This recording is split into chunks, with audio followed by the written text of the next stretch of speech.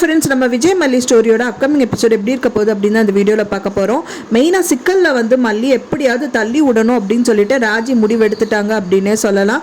So என்னதான் வந்துட்டு விஜய் மனசில் வந்து மல்லி இருக்குது அப்படின்னு வந்துட்டு இப்போ ப்ரூவ் பண்ணிகிட்டே இருக்கார் விஜய் அப்படின்னு சொல்லலாம். மல்லிக்கும் அந்த விஷயங்கள் எல்லாமே தெரிய வருது. ஸோ இப்படியே போனால் 2 பேர் சேர்ந்துருவாங்க அப்படிங்கிறதுக்காகவே வந்துட்டு இந்த மாதிரி விஷயங்கள் எல்லாமே பண்ணவும் செய்கிறாங்க. அது மட்டும் இல்லாமல் சுயநலமாக அவங்களுக்கு வந்து அவரோட சொத்துக்கள் எல்லாமே வந்து சேரணும் அப்படின்னு சொல்லிட்டு ராஜி முடிவெடுத்திருக்காங்க. ஸோ அதனால வந்துட்டு இந்த மாதிரி நிறைய சிக்கல்கள் அடுக்கடுக்காக பண்ணிகிட்டே இருக்காங்க. இப்போ தான் வந்துட்டு ஒரு பிரச்சனை வந்திருக்கு. ஸோ அதுக்கான சொல்யூஷனே எப்படின்னு தெரியல. ஸோ அதுக்கப்புறமா இன்னொரு பிரச்சனையும் கொண்டு வராங்க ராஜி அப்படின்னே சொல்லலாம். இப்போ வந்து பார்த்தீங்கன்னா நாவலூர் புடம் வந்து குரோன் வந்து எரிஞ்சிருச்சு அப்படிங்கிற மாதிரி விஜய் கிட்ட சொல்லதான் செய்கிறாங்க. அதுக்கு முன்னாடி ஒரு விஷயங்கள் என்னன்னு பார்த்தீங்கன்னா விஜய்க்கு வந்து இன்வெஸ்ட் பண்ணவங்க இன்வெஸ்டர்ஸ்க்கெல்லாம் ஒரு மீட்டிங் கண்டக்ட் பண்ணுறாங்க.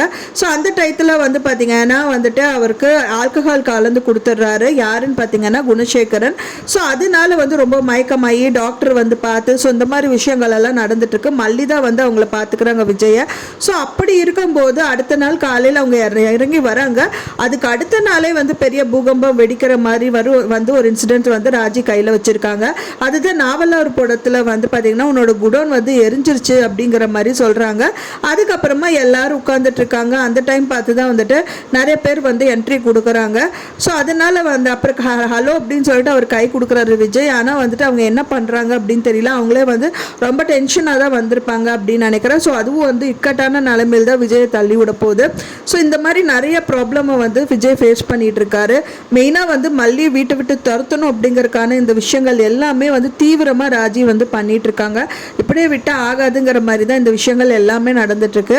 ஆனாலும் விஜய் ஏதோ ஒரு சின்ன ஹிண்ட் கிடைச்சது அப்படின்னா மல்லி இதெல்லாம் எதுவுமே பண்ணல. ராஜி அக்கா தான் இதுக்கெல்லாம் காரணம் அப்படின்னு தெரிஞ்சா கண்டிப்பா வந்து பயங்கரமா கொந்தளிச்சுடாது. உனக்கு என்னக்கா நான் பாவம் பண்ண, ஏன் இப்படியெல்லாம் பண்ணிட்டு இருக்க அப்படின்னு சொல்லிட்டு நிறைய கொந்தளிப்பு எல்லாம் மல்லி மேல இருக்கிற கொந்தளிப்பு எல்லாமே ராஜி மேல திரும்பினா நல்லா இருக்கும் அப்படின்னு தான் எதிர்பார்க்கப்படுது.